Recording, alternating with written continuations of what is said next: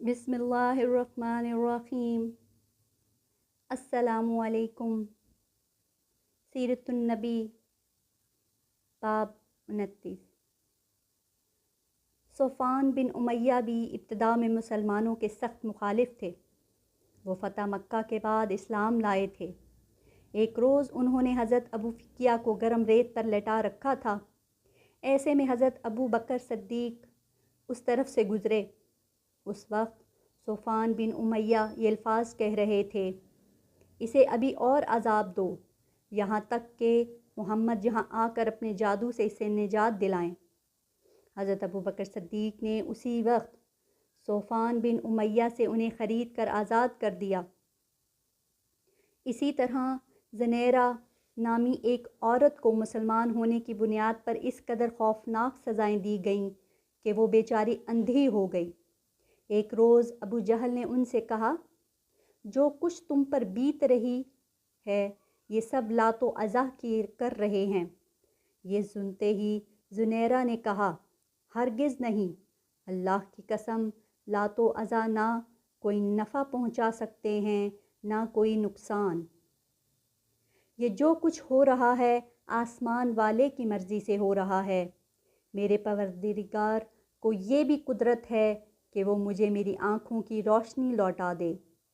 दूसरे दिन वो सुबह उठी तो उनकी आँखों की रोशनी अल्लाह ताला ने लौटा दी थी। इस बात का जब काफिरों को पता चला तो वो बोल उठे, ये मोहम्मद की जादूगरी है। हज़रत अबू बकर सिद्दीक़ ने उन्हें भी ख़रीद कर आज़ाद कर दिया। आपने ज़ुनैरा की बेटी को भी ख़रीद कर आज़ाद किया। इसी तरह नहदिया नाम की एक बांदी थी, उनकी एक बेटी भी थी। दोनों वलीद बिन मुगीरा की बांदियाँ थीं। उन्हें भी हज़रत अबू बकर ने आज़ाद कर दिया। आमिर बिन फ़हीरा की बहन और उनकी वालिदा भी ईमान ले आई थीं। ये हज़रत उम्र के मुसलमान होने से पहले उनकी बांदियाँ थीं।